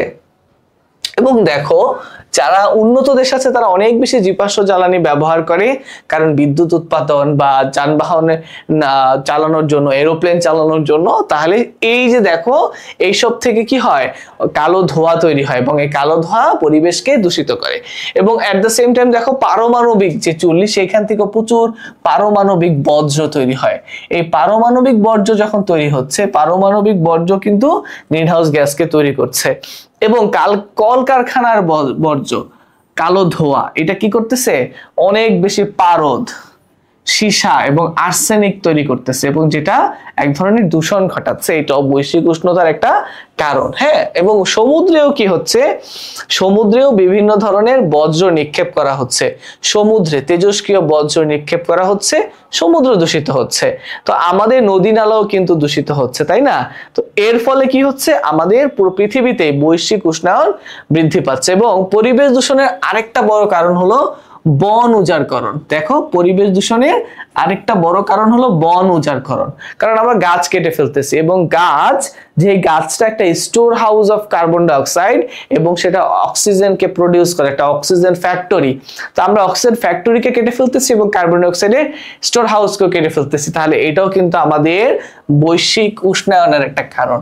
এই যে বৈশ্বিক উষ্ণায়ন হচ্ছে, বৈশ্বিক উষ্ণায়ন হওয়ার ফলে কি হচ্ছে, বৈশ্বিক উষ্ণায়ন হওয়ার ফলে যার প্রভাবটা পড়তেছে আমাদের জলবায়ুতে, যার প্রভাবটা হচ্ছে আমাদের জলবায়ু বা ক্লাইমেট পরিবর্তন হচ্ছে, ঠিক আছে? তো এই যে ক্লাইমেট চেঞ্জ হচ্ছে, এই ক্লাইমেট চেঞ্জের ফলে অনেক দূষণ বৃদ্ধি পাচ্ছে। হ্যাঁ, এবং আমাদের বিশেষ করে কৃষকরা সঠিক সময় ফসল ফলাইতে পারতেছে না, কারণ যখন বৃষ্টি হওয়ার কথা না তখন বৃষ্টি হচ্ছে, আবার যখন বৃষ্টি হওয়ার কথা তখন বৃষ্টি হচ্ছে না, খরা হচ্ছে। তো এটার জন্য কৃষকরা কিন্তু অনেক বিপদে পড়ে যাচ্ছে। এবং সমুদ্রের পানির উচ্চতা যদি বেড়ে যায়, তখন কি হবে, লবণাক্ত পানি ফসলের মাঠ বা বনে ঢুকে সেখানে ক্ষতিগ্রস্ত করবে, ঠিক আছে? এবং গাছপালা ধ্বংস হয়ে যাবে। তো এই যে দেখো, এবং এরপরে কি বলছে দেখো, তাহলে সমুদ্রে এই যে অনেক বেশি যখন তাপ হবে, সমুদ্রের পানির সেটার তাপমাত্রা অনেক বৃদ্ধি পাবে, এবং জলোচ্ছ্বাসের পরিমাণ বৃদ্ধি পাবে, এবং তখন সাইক্লোনের তীব্রতা বেড়ে যাবে, অনেক বেশি সাইক্লোন হবে, যেমন আইলা, সিডর, এই ধরনের সাইক্লোন আমাদের এলাকায় অনেক বেশি হয়েছে, আমাদের বাংলাদেশে আমরা দেখতে পাচ্ছি। তো এই যে দেখো পুরো আমরা একটা দুর্যোগ দেখতে পেলাম, এখানে আমরা যত ধরনের দুর্যোগ দেখতে পেলাম, এই দুর্যোগের কারণ কি, এতক্ষণ আমরা কি পড়লাম, যে প্রাকৃতিক দুর্যোগের কারণ, প্রাকৃতিক দুর্যোগের কারণ কি, এর মধ্যে এর মধ্যে কোনগুলো প্রাকৃতিক দুর্যোগের কারণ? এখানে আমরা দেখতে পাইলাম যে কলকারখানা প্রসার পাওয়া একটা প্রাকৃতিক দুর্যোগের কারণ, বিলাস দ্রব্য এসি ফ্রিজ তুমি যখন ব্যবহার করতেছো এটা প্রাকৃতিক দুর্যোগের কারণ, এবং নির্মাণ কাজের জন্য তুমি যখন বৃক্ষ গাছপালা কেটে ফেলতেছো এটাও একটা প্রাকৃতিক দুর্যোগ কারণ। তার মানে পৃথিবীতে প্রাকৃতিক দুর্যোগের জন্য মানুষের এই তিনটা কাজে কিন্তু দায়ী আছে, তিনটা কাজে এখানে দোষী আছে, ঠিক আছে? তাহলে আমরা এখানে এই প্রশ্নের উত্তরটা জন্য বইয়ের এই পুরো পার্টটা একটু সংক্ষেপে, আমি আমাদের সময় স্বল্পতার কারণে তোমাদেরকে খুব ডিটেইলে পড়াইতে পারলাম না, সংক্ষেপে ওয়ান শট তোমাদেরকে বললাম। তারপরেও তোমাদের সমস্যা থাকলে আমাকে জানাইও, ঠিক আছে? তো আমরা এই পার্টটা এতটুকু পড়লাম। এইবার আসো আমরা পরের প্রশ্নে চলে যাই। বৈশ্বিক উষ্ণায়নের ফলে কি হচ্ছে? পৃথিবীতে যদি বৈশ্বিক উষ্ণায়ন হয় এর ফলে কি হচ্ছে? বৈশ্বিক উষ্ণায়নের ফলে লবণাক্ততা বৃদ্ধি পাচ্ছে। লবণাক্ততা, সমুদ্রের পানির কি হচ্ছে, সেখানে জলোচ্ছ্বাস তৈরি হচ্ছে এবং সেই জলোচ্ছ্বাস কৃষি বা বনভূমিতে প্রবেশ করতেছে, মিঠা পানিতে প্রবেশ করতেছে, তার মানে সেখানেও লবণাক্ততা বৃদ্ধি পাচ্ছে। আর লবণাক্ততা যদি বৃদ্ধি পায় তখন কি হবে? খাদ্য উৎপাদন বৃদ্ধি পাবে? বৃদ্ধি পাবে না, হ্রাস পাবে, এবং বিভিন্ন ধরনের রোগ বাড়বে, তাই না? তাহলে অ্যান্সার হবে কি 1 ও 3, এটার অ্যান্সার হবে, ঠিক আছে? তাহলে দেখো এই 2 নম্বর প্রশ্নটা তোমরা বুঝছো কিনা। তো এবার আসো নাম্বার 3। দেখো গত 1 শতাব্দীতে বায়ুমণ্ডলে কোন গ্যাসটির পরিমাণ সবচেয়ে বেশি বেড়েছে? তো আমাদের বইতে লেখা আছে, দেখো কার্বন ডাই অক্সাইডের পরিমাণ বায়ুমণ্ডলে বেড়েছে 25 ভাগ, কার্বন ডাই অক্সাইডের পরিমাণ বেড়েছে 25 ভাগ, এবং মিথেনের পরিমাণ বেড়েছে 100 ভাগ। তাহলে মিথেনের পরিমাণ যদি 100 ভাগ বেড়ে থাকে তাহলে এখানে অ্যান্সার কি হবে? এখানে অ্যান্সার হবে মিথেন, ঠিক আছে? তারপরের পার্টে যদি আমরা যাই, পরের প্রশ্ন দেখো বায়ুমণ্ডলের মূল উপাদান কি? তো বায়ুমণ্ডলের মূল উপাদান হলো অক্সিজেন ও নাইট্রোজেন, ঠিক আছে? নাম্বার 5 দেখো সূর্য হতে নিঃসৃত অতিবেগুনি রশ্মি শোষণ করে কোন স্তর? সেটা হলো ওজোন স্তর। ওজোন স্তর ভূপৃষ্ঠ থেকে যার পরিধি হলো 20 কিলোমিটার উচ্চতা পর্যন্ত আমরা এই ওজোন স্তর দেখতে পাই, তাই না? এবং সবচেয়ে নিচের কি? নিচে হলো ট্রপোস্ফিয়ার। ট্রপোস্ফিয়ার হলো 12 কিলোমিটার পর্যন্ত, 12 কিলোমিটার পর্যন্ত এটা আমাদের বইতে দেওয়া আছে। আর সেকেন্ড স্তরটা হলো স্ট্রাটোস্ফিয়ার, এবং থার্ড হলো ওজোন স্তর। ওকে, ভূপৃষ্ঠের নিকটবর্তী স্তর কি? নিকটবর্তী স্তর আমরা মাত্রই দেখলাম, সেটা হলো ট্রপোস্ফিয়ার। বাংলাদেশের খরাপ্রবণ অঞ্চল, বাংলাদেশের উত্তর অঞ্চল বিশেষ করে রংপুর অঞ্চলটাকে আমরা খরাপ্রবণ অঞ্চল বলে থাকি। তারপর দেখো পরিবেশ দূষণের জন্য কোনটি সবচেয়ে বেশি দায়ী? সবচেয়ে বেশি দায়ী যদি আমরা বলি কলকারখানার কালো ধোঁয়া। 9 নম্বর প্রশ্নটা দেখো কোনটিকে তাপ বৃদ্ধিকরণ গ্যাস বলা হয়? এখানে আছে কার্বন ডাই অক্সাইড, মিথেন এবং নাইট্রোজেন, এবং একই সাথে আছে গ্রিন হাউস গ্যাস। তো একসাথে যদি আমরা কিউমুলেটিভলি চিন্তা করি তাহলে গ্রিন হাউস গ্যাস হলো তাপ বৃদ্ধিকরণ গ্যাস, কারণ এটা কি করে? বায়ুমণ্ডলের তাপমাত্রাটা বৃদ্ধি করে, ঠিক আছে? তারপর দেখো মানব সৃষ্ট গ্যাস কোনটি? এই কোনটি মানব সৃষ্ট গ্যাস? এর মধ্যে হ্যালোন হলো মানব সৃষ্ট গ্যাস, ঠিক আছে? সমুদ্রপৃষ্ঠ থেকে ট্রপোস্ফিয়ারের গড় উচ্চতা কত? সমুদ্রপৃষ্ঠ থেকে যদি আমি চিন্তা করি তাহলে ট্রপোস্ফিয়ারের গড় উচ্চতা হলো 12 কিলোমিটার। তারপর দেখো যানবাহনের নির্গত কালো ধোঁয়া, যানবাহন থেকে যে কালো ধোঁয়াটা বের হয় সেই কালো ধোঁয়ায় কোন ধরনের গ্যাস বেশি থাকে? সেখানে কোন ধরনের গ্যাস বেশি থাকে? কার্বন ডাই অক্সাইড বেশি থাকে, তাই না? কার্বন ডাই অক্সাইড বেশি থাকে। 13 নম্বরে দেখো শিল্প কারখানার কালো ধোঁয়া কিভাবে বৈশ্বিক উষ্ণতা বৃদ্ধি করে? শিল্প কারখানার কালো ধোঁয়াতে কোন ধরনের গ্যাস অনেক বেশি থাকে বলতো? সেখানে কার্বনের পরিমাণ, যেহেতু কার্বন ডাই অক্সাইড বেশি থাকে তার মানে কার্বনের পরিমাণ বৃদ্ধি করিয়ে আমাদের পরিবেশের বৈশ্বিক উষ্ণতাটাকে বৃদ্ধি করে, ঠিক আছে? বৈশ্বিক উষ্ণায়নের প্রভাব, বৈশ্বিক উষ্ণায়নের প্রভাব কি? বৈশ্বিক উষ্ণায়নের ফলে কি হচ্ছে? বৈশ্বিক উষ্ণায়নের ফলে, বৈশ্বিক উষ্ণায়নের প্রভাব কোনটা? বৈশ্বিক উষ্ণায়নের ফলে কি হচ্ছে? দেখো এখানে কি আছে? বৈশ্বিক উষ্ণায়নের প্রভাব কিন্তু হ্যাঁ গ্রিন হাউস গ্যাস বৃদ্ধি বা জনসংখ্যা বৃদ্ধি বা বন নিধন, এটা কিন্তু বৈশ্বিক উষ্ণায়নের প্রভাব না। বৈশ্বিক উষ্ণায়নের ফলে ফসল উৎপাদন হ্রাস পাচ্ছে, ঠিক আছে? এরপরে দেখো নাম্বার 15তে মানবদেহের ক্যান্সার এবং চর্মরোগের জন্য কোনটি দায়ী? ইউভি রে বা অতিবেগুনি রশ্মি। মহাসমুদ্রকে পৃথিবীর কিসের সাথে তুলনা করা হয়? পৃথিবীর কিসের সাথে? দেখো তো, মস্তিষ্ক, ফুসফুস নাকি হৃৎপিণ্ড? ফুসফুসের সাথে তুলনা করা হয়, তাই না? ইমন রাজশাহী অঞ্চলের বাসিন্দা, সে লক্ষ্য করলো আশেপাশের এলাকা ক্রমেই মরুতে পরিণত হচ্ছে। তাহলে দেখো এর জন্য দায়ী কি? এর জন্য দায়ী হলো বৈশ্বিক উষ্ণায়ন, এটা একটা দায়ী। তারপর দেখো গত 1 শতাব্দীতে বায়ুমণ্ডলে মিথেন গ্যাসের পরিমাণ কতটুকু বেড়েছে? 100 ভাগ, শতকরা 100 ভাগ বৃদ্ধি পেয়েছে। কোনটি জলবায়ু পরিবর্তনের প্রধান কারণ? জলবায়ু পরিবর্তনের প্রধান কারণ হলো বৈশ্বিক উষ্ণায়ন। মানব সৃষ্ট গ্যাস কোনটি? এর মধ্যে মানব সৃষ্ট গ্যাস হলো সিএফসি। তারপর দেখো নাম্বার 21, ওজোন স্তর কত কিলোমিটার পর্যন্ত বিস্তৃত? ওজোন স্তর হলো 20 কিলোমিটার পর্যন্ত বিস্তৃত। দুর্যোগ কয় ধরনের? একটা হলো প্রাকৃতিক এবং আরেকটা হলো মানব সৃষ্ট। 2 ধরনের দুর্যোগ আছে। মানুষের কর্মকাণ্ডের ফলে কি হয়? মানুষের কর্মকাণ্ডের ফলে কি খরা হচ্ছে, নাকি মরুকরণ হচ্ছে, নাকি নদী ভাঙ্গন হচ্ছে, নাকি বন্যা হচ্ছে? এখানে কোনটা মানব সৃষ্ট দুর্যোগ এবং কোনটা তোমার কি বলে এটাকে প্রাকৃতিক দুর্যোগ? তো আমরা দেখছি যে মানবের কারণে কি হচ্ছে, বৈশ্বিক উষ্ণতা বৃদ্ধি পাচ্ছে। তার মানে মরুকরণটা হলো এটা মানব সৃষ্ট, মানুষের কর্মকাণ্ডের ফলে সৃষ্টি হচ্ছে। মানব সৃষ্ট দুর্যোগ কোনটি? এখানে দেখো যুদ্ধ বিগ্রহ, বনউজাড় নাকি অগ্নিকাণ্ড, আগ্নেয়গিরি অগ্নুৎপাত, কোনটা? দেখো তো, তাহলে এই যে যুদ্ধ বিগ্রহ হচ্ছে এটা হলো মানব সৃষ্ট কারণ, ঠিক আছে, মানব সৃষ্ট দুর্যোগ। এরপর দেখো বেলে পাথর বা শৈল কাদা দিয়ে পাহাড়ি অঞ্চলে কোন ধরনের দুর্যোগ দেখা যায়? সেই অঞ্চলে কোন ধরনের দুর্যোগ দেখা যায় বলো? ভূমি ধস হয়ে থাকে, তাই না? মানে ল্যান্ডস্লাইড বলা হয়, মানে পাহাড়ের মাটিটা নিচের দিকে পড়ে যায়। তারপর প্রশ্ন দেখো, সুনামি কোন ধরনের দুর্যোগ? সুনামি অবশ্যই একটা প্রাকৃতিক দুর্যোগ।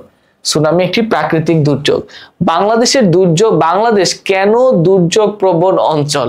এখানে একটা কারণ হলো বাংলাদেশের ভৌগোলিক অবস্থানই বাংলাদেশকে দুর্যোগ প্রবণ অঞ্চল হিসাবে তৈরি করেছে। তারপর দেখো বাংলাদেশে সাধারণত বন্যার পানিতে বাংলাদেশের শতকরা কত ভাগ প্লাবিত হয়? বাংলাদেশের প্রতি বছর শতকরা 20 ভাগ বন্যার পানিতে প্লাবিত হয়, ঠিক আছে। কত নম্বর বিপদ সংকেত শোনার পর শিশু এবং মহিলাদের আশ্রয় কেন্দ্রে পাঠিয়ে দিতে হবে? 5 নম্বর বিপদ সংকেত। টোটাল বিপদ সংকেত কয়টা? টোটাল বিপদ সংকেত হলো 10টা, তাই না? দেখো আমাদের বইতে যদি আমরা তাকাই তাহলে এই বিষয়গুলো আমরা দেখতে পাবো কি কি আছে। আমরা একটা এক নজর বইতে দেখি একটা গ্লান্সে কি কি ইম্পর্টেন্ট এরপর থেকে।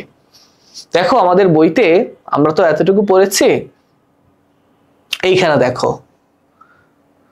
দুর্যোগের ধরন নিয়ে একটা আলোচনা করছিল যে দুর্যোগ 2 ধরনের, একটা মানব সৃষ্ট এবং একটা প্রাকৃতিক দুর্যোগ। হ্যাঁ, যেটা আমরা একটু আগে দেখছি যে মানব সৃষ্ট দুর্যোগ আছে এবং প্রাকৃতিক দুর্যোগ আছে। এই যে দেখো প্রাকৃতিক ও মানব সৃষ্ট দুর্যোগের কথা এখানে বলা হয়েছে। তো মানব সৃষ্ট দুর্যোগ কোনগুলা? এই যে মানব সৃষ্ট দুর্যোগগুলা, যুদ্ধ বিগ্রহ, দাঙ্গা, ভূমিনাশ, নদীর স্বাভাবিক প্রবাহকে বাধাগ্রস্ত করা, জলাবদ্ধ সৃষ্টি, মরুকরণ, অগ্নিকাণ্ড, দূষণ, এগুলো হলো মানব সৃষ্ট দুর্যোগ।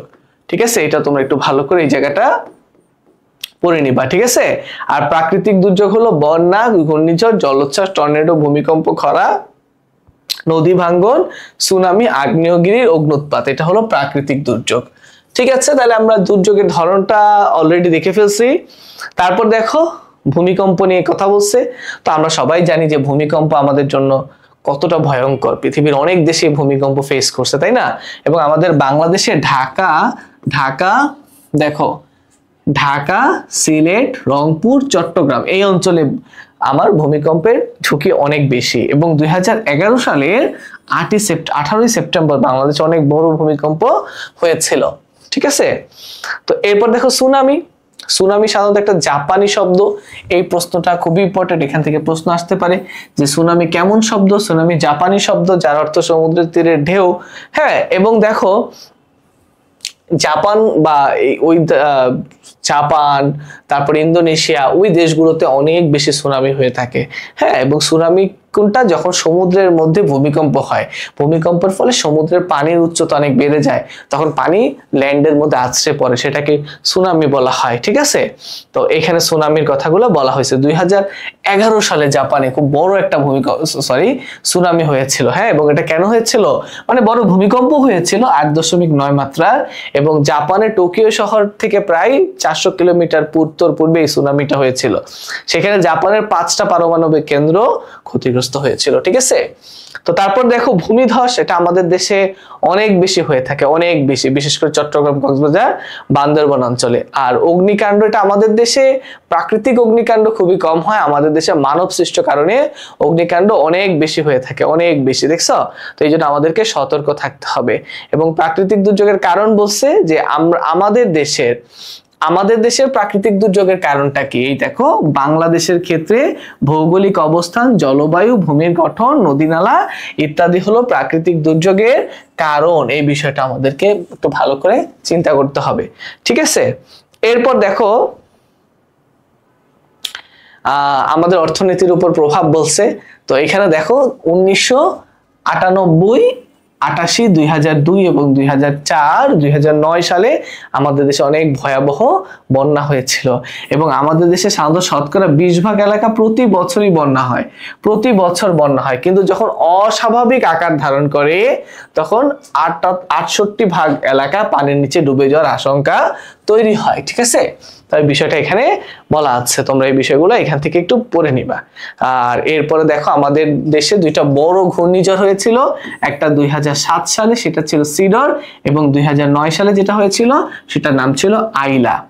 ঠিক আছে, এই দুইটা আমাদেরকে অনেক বড় ক্ষতির সম্মুখীন করেছিল, এই দুইটা ঘূর্ণিঝড়। ঠিক আছে,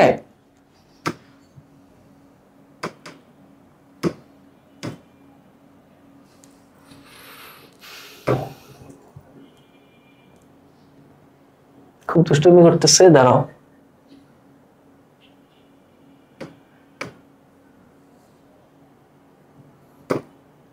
আচ্ছা, এরপর দেখো কি বলছে, এরপর যদি আমরা দেখি তারপর কি আছে আমাদের বইতে, দেখো জলোচ্ছ্বাসের প্রভাব বলা আছে, কি কি প্রভাব আমাদের দেশে পড়ে, তারপর দুর্যোগ মোকাবেলায় আমরা কি করতে পারি। তো এখানে 3টা কাজ আছে, একটা হলো দুর্যোগ শুরুর আগে কি করবা, দুর্যোগ চলাকালীন কি করবা, এবং দুর্যোগ শেষ হয়ে গেলে কি করবা।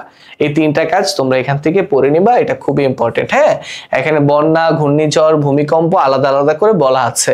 সো এই বিষয়গুলো তোমরা পড়লে এখান থেকে পেরে নিবা। যেহেতু শর্ট সময়, আজকে ওয়ান শর্ট ক্লাস, এত ডিটেল তোমাদেরকে এই ক্লাসটাতে পড়ানো সম্ভব হচ্ছে না, এটা তোমরা পড়লেই পারবা। আমি শুধু মেইন পার্টগুলো তোমাদেরকে দেখিয়ে দিচ্ছি। ওকে, তারপর দেখো কি বলছে, দুর্যোগ পূর্বে আমাদের ঘরে স্যালাইন কেন রাখতে হবে, দুর্যোগের আগেই কেন স্যালাইন রাখতে হবে? কারণ হতে পারে যে দুর্যোগ যখন শেষ হয়ে যায় তখন ডায়রিয়ার সম্ভাবনা, বিশেষ করে যখন বন্যা হয়, বন্যার পরে ডায়রিয়ার সম্ভাবনা অনেক বেশি হয়। ঠিক আছে, তো এই জন্য দুর্যোগ উত্তরে ডায়রিয়ার সম্ভাবনা থাকে বলে দুর্যোগের আগেই আমাদের ঘরে স্যালাইন রাখতে হবে। ঠিক আছে, এবার দেখো আমরা এখান থেকে কিছু জ্ঞানমূলক প্রশ্ন দেখছি, এবং ম্যাক্সিমামই তোমাদের সাথে আলোচনা করা হয়ে গেছে। দেখছো প্রশ্নগুলা, দেখছো সবই আলোচনা করা হয়েছে। এই প্রশ্নগুলা দেখো, দেখো সবগুলো প্রশ্নে তোমাদের সাথে আলোচনা করা হয়েছে। দেখছো, তাহলে ইম্পর্টেন্ট সবগুলো কিন্তু আমি আলোচনা করছি। তার মানে বুঝছো তো আমি যেগুলো আলোচনা করছি তোমাদের ক্লাসে সেগুলো জ্ঞানমূলক এবং এমসিকিউর জন্য কতটা ইম্পর্টেন্ট ছিল তোমরা এখান থেকে দেখে নিছো। এরপর দেখো, এরপর আমরা দেখতেছি অনুধাবন প্রশ্ন, এগুলো ম্যাক্সিমামই তোমাদের সাথে আলোচনা করা হয়ে গেছে। দেখছো প্রশ্নগুলা, ইম্পর্টেন্ট প্রশ্নগুলো তোমরা দেখে নিছো, খুবই ইম্পর্টেন্ট। হ্যাঁ, এই প্রশ্নগুলা। এবার আসো আমরা একটা সিকিউ দেখি। সিকিউতে একজনের নাম আছে নীলিমা, যিনি সংবাদের মাধ্যমে জানতে পারছে পদ্মা নদী তীরবর্তী একটা গ্রাম একদিনের মধ্যে বিলীন হয়ে যাবে। তো সেখানে অনেক বসতি ছিল। হ্যাঁ, তো এখন সেখানে কোনো ঘরবাড়ির চিহ্ন নাই। তো এটা একটা অবস্থা। তো এখানে কোন দুর্যোগের কথা বলছে? তো অবশ্যই এটা নদী ভাঙ্গনের কথা বলছে, তাই না? রিভার ইরোশন, যেটা আমাদের দেশে অনেক বেশি দেখা যায়, নদী ভাঙ্গন। এরপর দেখো কি বলছে, দৃশ্যকল্প 2-এ বলছে যে ক্ষয়ক্ষতির পরিমাণ জন্য আমরা কি কি ধরনের পূর্ব প্রস্তুতি নিতে পারি। তো এখানে কি বলছে? ভূমিকম্প, তাই না? ক্যালিফোর্নিয়া অঙ্গরাজ্যের কথা বলছে। তাহলে এখানে ভূমিকম্পের পূর্ব প্রস্তুতি, এখানে আমরা কি করব? এখানে আমরা ভূমিকম্পের পূর্ব প্রস্তুতিগুলো আমরা নিয়ে রাখবো। এই পূর্ব প্রস্তুতি নিয়ে আমরা এই কোশ্চেনটা লিখে ফেলবো, ভূমিকম্পের পূর্ব প্রস্তুতি। ঠিক আছে, আরেকটা সৃজনশীল যদি আমরা দেখি, এখানে বলছে যে মহাসমুদ্রকে কেন ফুসফুসে তুলনা করা হয়, বইতে আছে। প্রথম অংশ দেখো, সিলেটে গিয়েছে এবং সেখানে তিনি বৃষ্টিপাত শুরু হলে একটি দুর্যোগের আশঙ্কায় সেই স্থান ত্যাগ করেন। ফিরতি পথে একটা বাজারে অগ্নিকাণ্ড হয়েছে এবং এই অগ্নিকাণ্ডের জন্য তিনি যানজটে পড়ে গেছেন। এখন আমাদেরকে প্রশ্ন করছে গ নাম্বারে যে উদ্দীপকে সে কোন ধরনের মানে দুর্যোগের ভয়ে তিনি সেখান থেকে চলে আসছে। তো সিলেট অঞ্চলে, আমাদের দেশে সিলেট অঞ্চলে ভূমিধস হয়ে থাকে। ঠিক আছে, এই ভূমিধসের মানে বৃষ্টিপাত হলেই কিন্তু ভূমিধস শুরু হয়। তো এই ভূমিধসের ভয়ে সে কি করছে? এই জায়গাটা ত্যাগ করছে। তাহলে এখানে কি হবে? এখানে ভূমিধসের কথা বলা হয়েছে। তারপর নাম্বার গতে দেখো, দ্বিতীয় দুর্যোগ মানে যেটা মানব সৃষ্ট দুর্যোগ, অগ্নিকাণ্ড। অগ্নিকাণ্ড কি? একটা মানব সৃষ্ট দুর্যোগ। ঠিক আছে, তো মানব সৃষ্ট দুর্যোগটা কি? এখানে মানব সৃষ্ট দুর্যোগ হলো অগ্নিকাণ্ড। এই অগ্নিকাণ্ড দূর করার জন্য আমাদের কি কি সচেতনতা প্রয়োজন সেই বিষয়টা এখানে বলা হয়েছে। ঠিক আছে, তো এরপরে দেখো আরেকটা সিকিউ যদি আমরা দেখি, সেখানে বলছে যে সোহানদের এলাকায় কোন ধরনের দুর্যোগ আছে সেটা মোকাবেলায় আমরা কি করব। তো সোহানদের এলাকায় কি হয়েছে আসলে আমরা দেখি। সোহানদের এলাকায়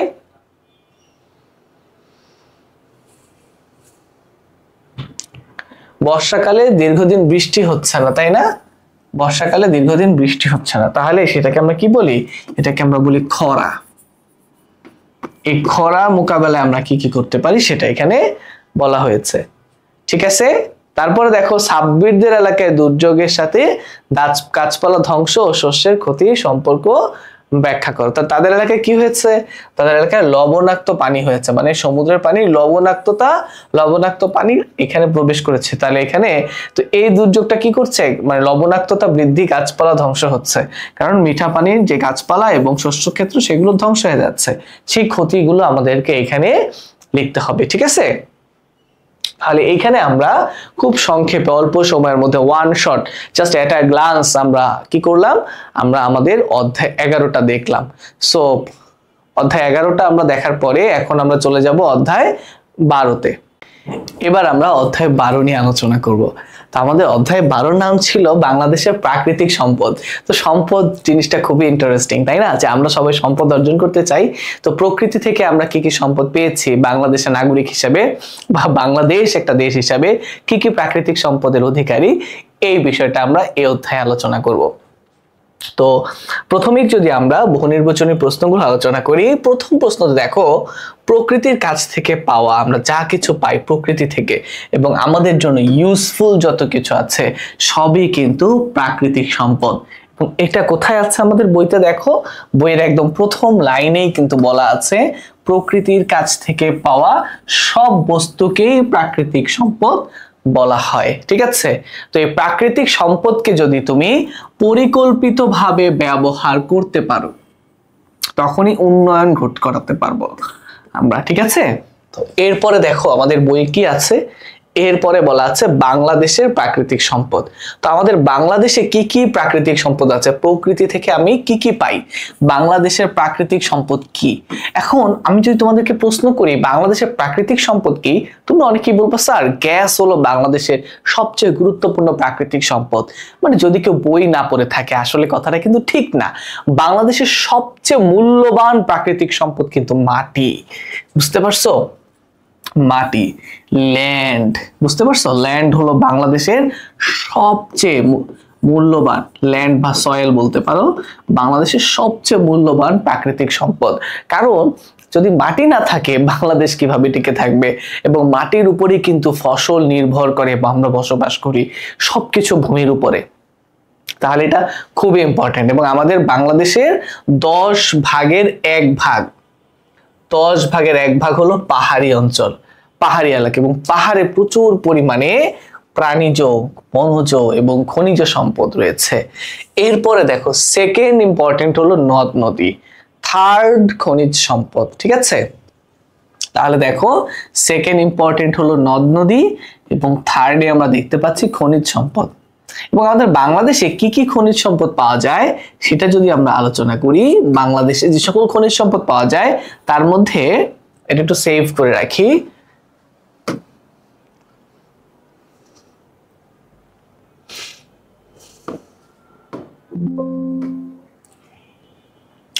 বাংলাদেশে যে সকল খনিজ সম্পদ পাওয়া যায় তাদের মধ্যে কয়লা, গ্যাস,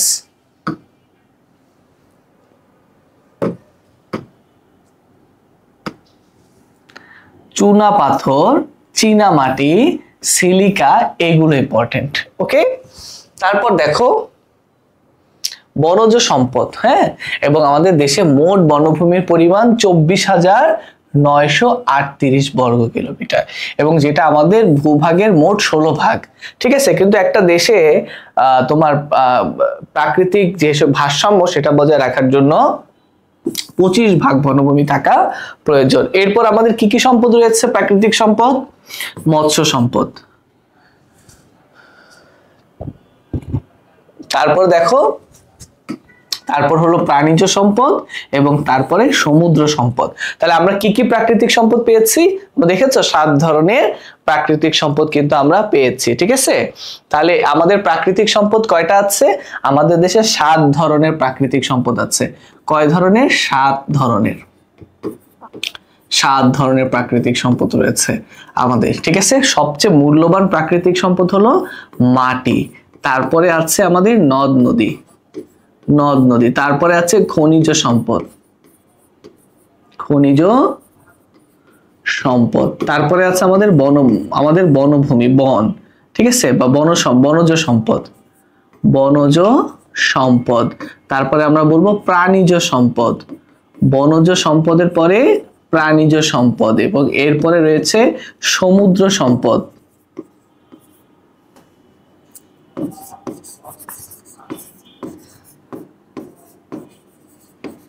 এগুলো হলো আমাদের ইম্পর্টেন্ট মূল্যবান যে সম্পদগুলো রয়েছে সেই সম্পদগুলো। ঠিক আছে,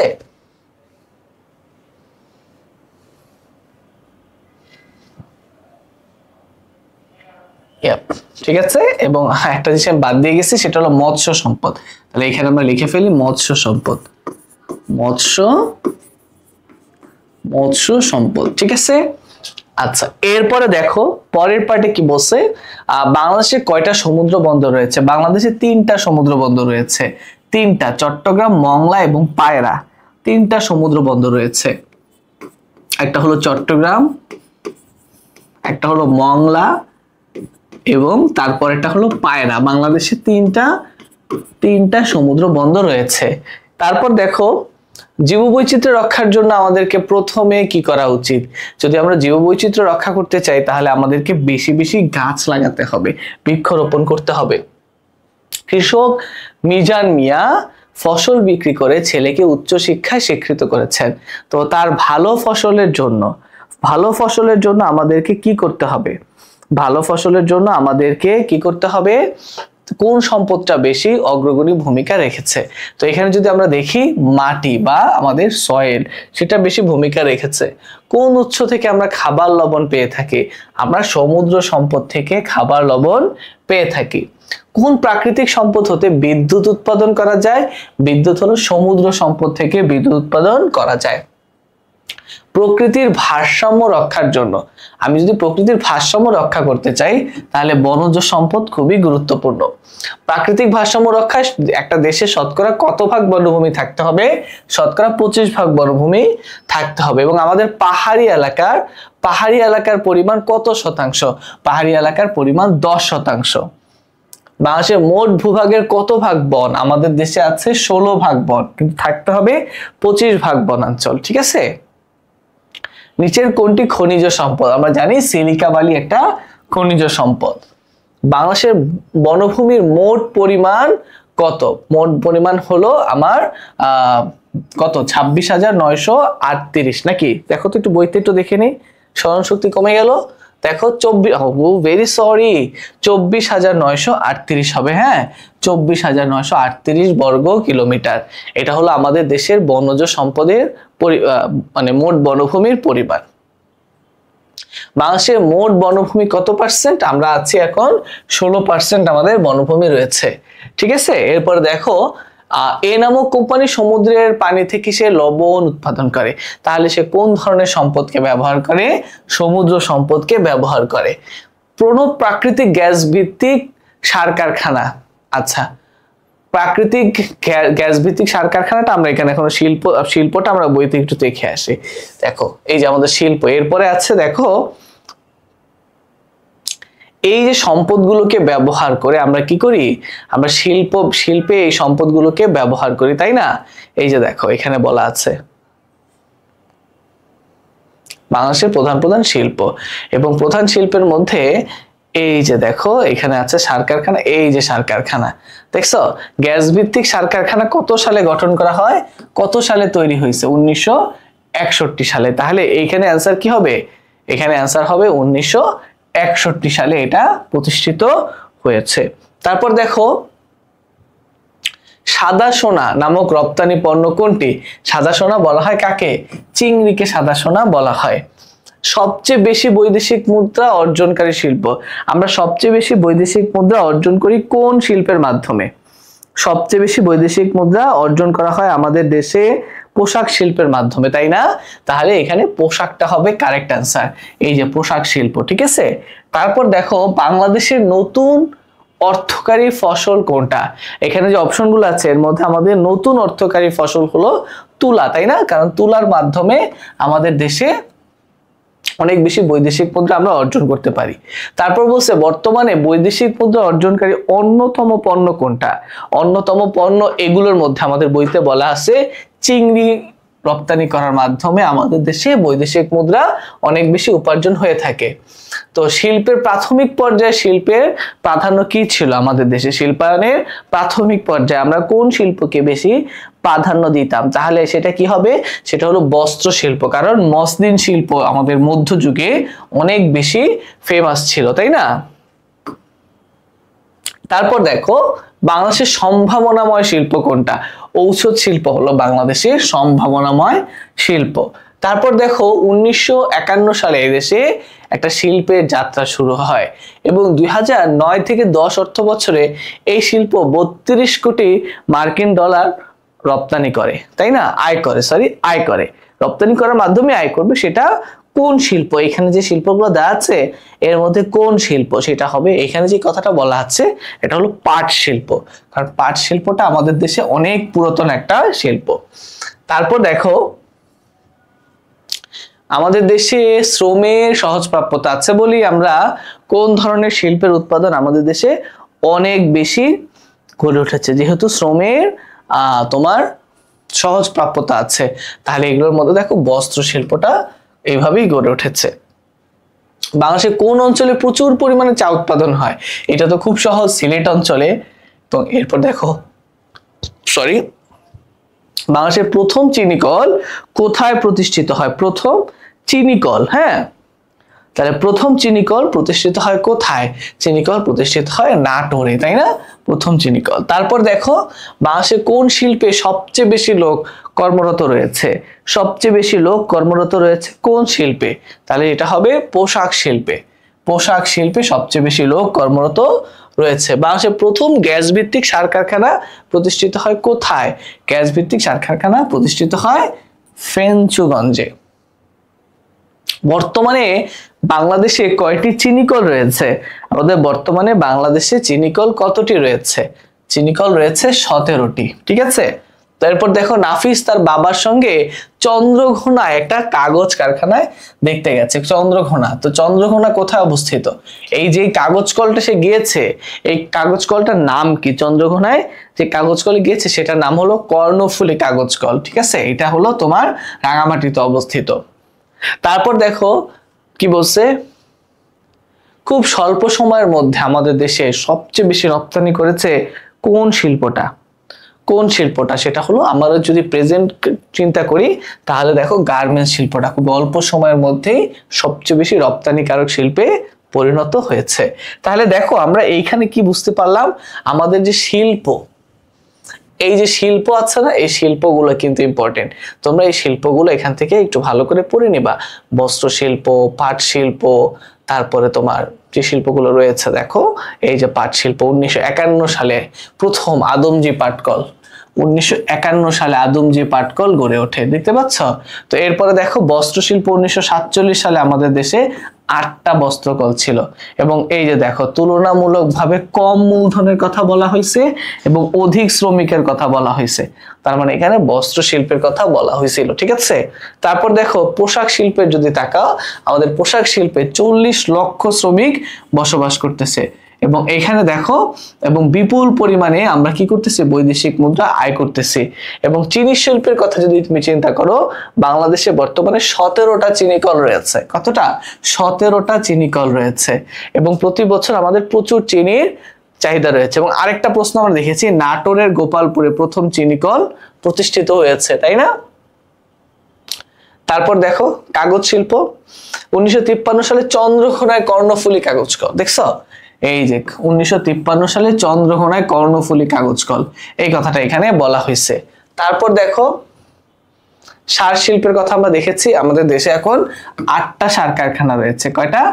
8টা সার কারখানা রয়েছে। তারপর দেখো সিমেন্ট শিল্পের কথা বলা হয়েছে, আমাদের দেশে মোট 12টা সিমেন্ট কারখানা রয়েছে। কয়টা? 12টা সিমেন্ট কারখানা রয়েছে এবং 1940 সালে ছাতক সিমেন্ট কারখানা স্থাপন করা হয়েছে, ঠিক আছে। তারপর দেখো ঔষধ শিল্পে যদি যাও, ঔষধ শিল্পটাকে আমরা বলবো, ঔষধ শিল্প একটা সম্ভাবনাময় শিল্প।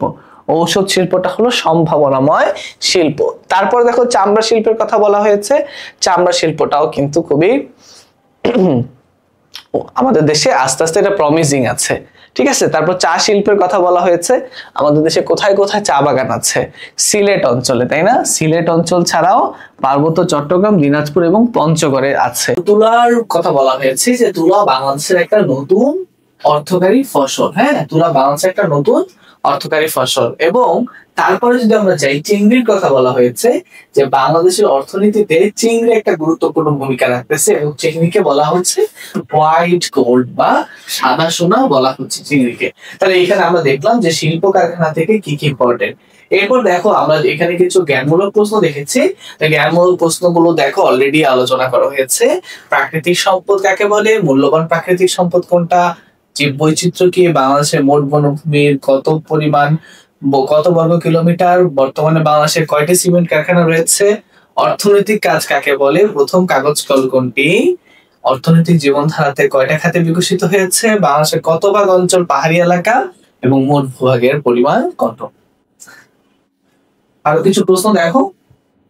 আদমজি পাটকল বাংলাদেশের প্রথম গ্যাস ভিত্তিক সার কারখানা। গার্মেন্টস শিল্পে কত লাখ মানুষ জড়িত আছে? কোনটিকে সাদা সোনা বলা হয়? বাংলাদেশের বছরে কয়টি ফসল উৎপন্ন হয়?